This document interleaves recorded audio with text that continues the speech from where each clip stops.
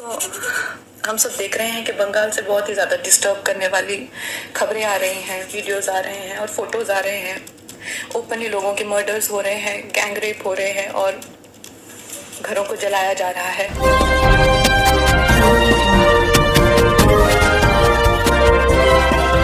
दोस्तों, मैं Arif Khan crime express news room से।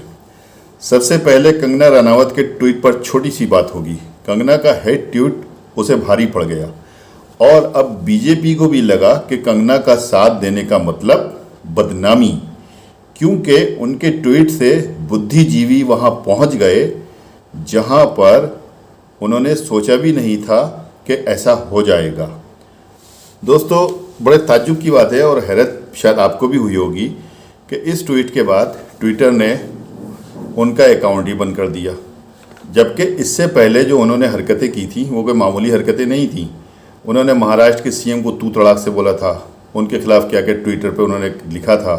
इसके अलावा देश के कई नेताओं के बारे में भी वो काफ़ी कुछ टिप्पणी कर चुकी हैं, लेकिन उस वक्त उनका ट्वीट बंद नहीं हुआ।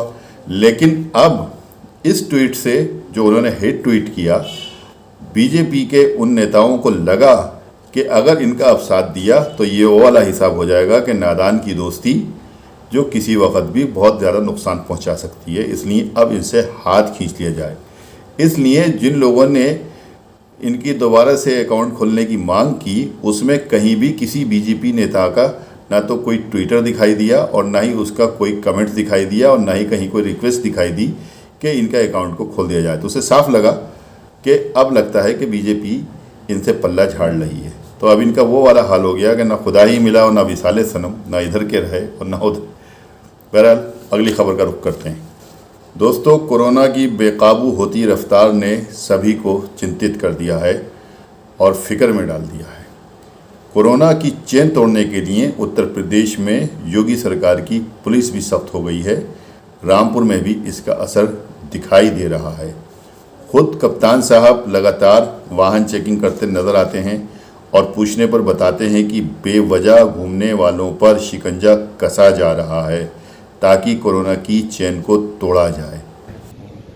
ये कोविड गाइडलाइंस का पालन कराने के लिए सख्ती की जा रही है। जो कोरोना कर्फ्यू में लोग निकल रहे हैं बाहर, उनको घरों में रखने के लिए, जो नायास बिना मतलब के घूम रहे हैं, प्रोटोकॉल का उल्लंघन कर रहे हैं, अपनी ज़िंदगी और दूसरों की लाइफ को रिस्क पे डाल रहे हैं, तो उन पर कार्रवाई की जा रही है। इसमें अभी तक आज पूरे दिन में हमने करीब 102 गाड़ियाँ सीज़ की हैं, 4 व्हीलर 2 व्हीलर मिला के। करीब 25 लोगों का कोरोना का मास्क न पहनने का चालान किया है। साथ में ट्रैफिक के भी चालान करे हैं और कुछ मुकदमे भी लिखे गए हैं।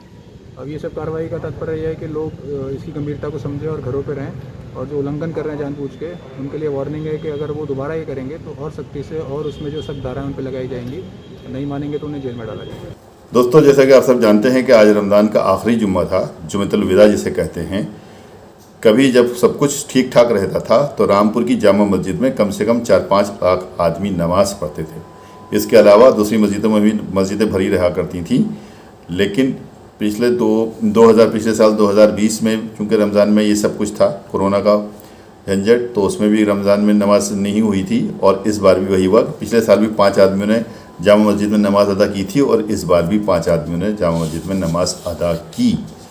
वैसे भी मुस्लिम रहनुमा जो हैं, मुस्लिम उलेमा जो हैं, वो सरकार और शासन की गाइडलाइन का पूरी तरह से पालन कर रहे हैं और पालन करने के लिए सख्ती से निर्देश भी दे रहे हैं और अपने अनुयायियों को समझा भी रहे हैं कि जो सरकार ने कहा है उसके ऊपर अमल करें। लेकिन उसके बावजूद भी आज देखा गया कि मस्जिदों के बाहर पुलिस का काफ़ी पहरा था। पुलिस चहलकदमी कर रही थी कि कहीं उल्लंघन तो नहीं हो रहा है, 5000 नमाजी तो नहीं है। कप्तान साहब खुद भी देखा गया कि जामा मस्जिद के आसपास सिटी और सिटी मजिस्ट्रेट साहब को भी वहाँ पर देखा गया कि जामा मस्जिद के आसपास में वहाँ पर टहल रहे थे। लॉ एंड ऑर्डर की भी स्थिति का ध्यान रखना होता है उन लोगों को, इसलिए भी शायद वहाँ पर थे। लेकिन बहुत सही तरीके से जुम्मतुल विदा निपट गई। लोगों ने अपने घरों में नमाज अदा की और प्रोटोकॉल के हिसाब से मस्जिदों में वही 5 आदमी चले गए नमाज़ पढ़ने के लिए।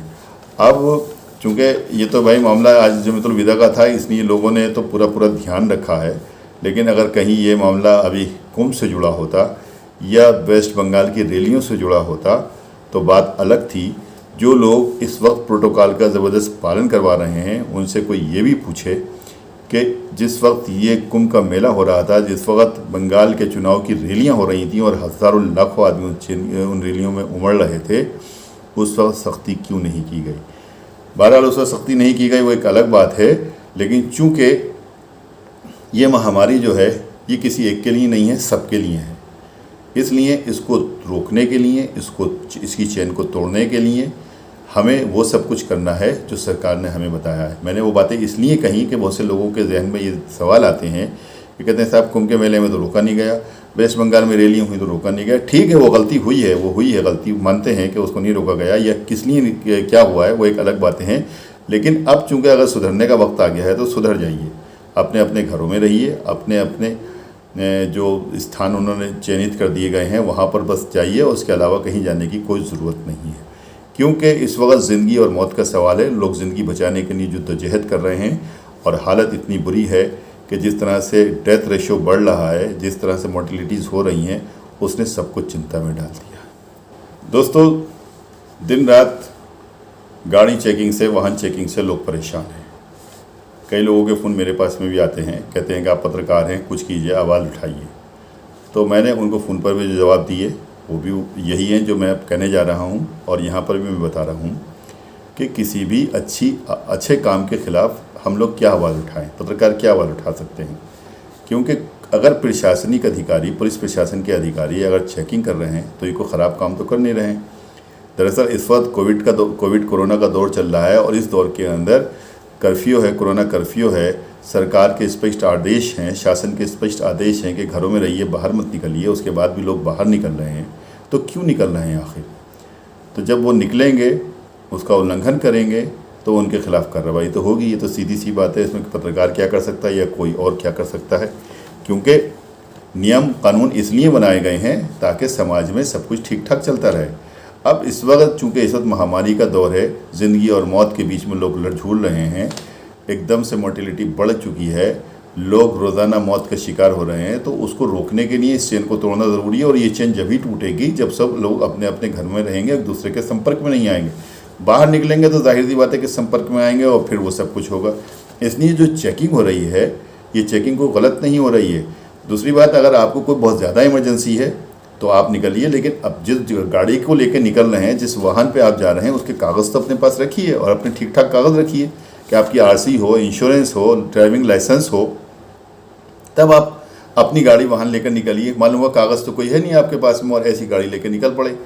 और आजकल तो लोग देखा गया कि बिना नंबर प्लेट की गाड़ियाँ लेकर निकल रहे हैं। कितनी गलत बात है कि बिना नंबर प्लेट की आप किसी को मार के चले जाइए तो कौन आपको ब्लेम करेगा, कौन क्या करेगा, वहाँ पर कैसे पकड़े जाएंगे आप।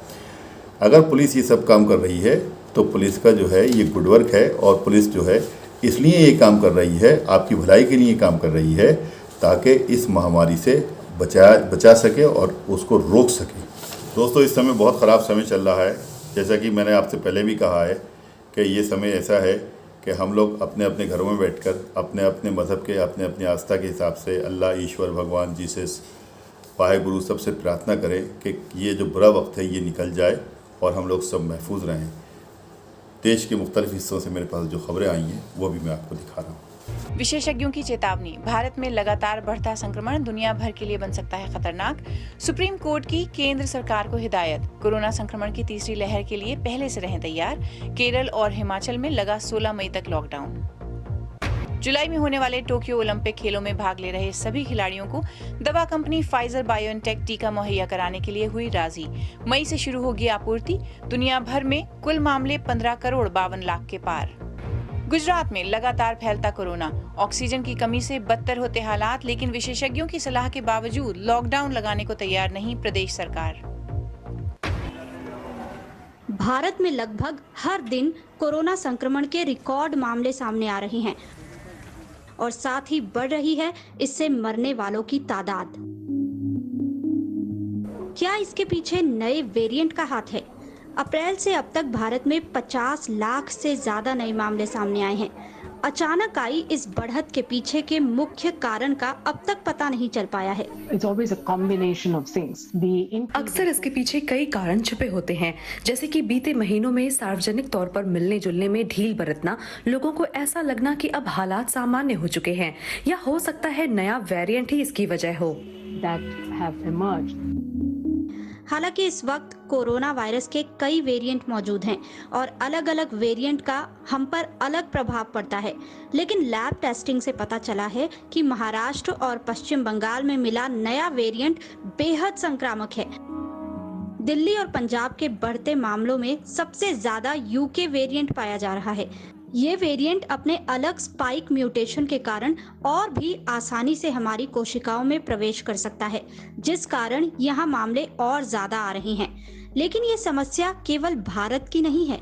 अगर एक देश में संक्रमण इस कदर बेकाबू हो चुका है, तो जाहिर है कि इससे दूसरे देशों में भी संक्रमण फैल सकता है। इसलिए ये बेहद जरूरी है कि वायरस के संक्रमण को जल्द से जल्द रोका जाए, और ये तभी मुमकिन है जब हर संक्रमित व्यक्ति को फौरन मेडिकल सुविधा मुहैया कराई जाए।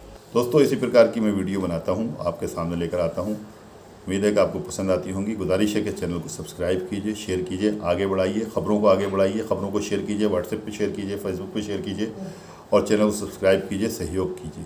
नेक्स्ट वीडियो में जल्द मुलाकात होगी, तब तक के लिए जय हिंद।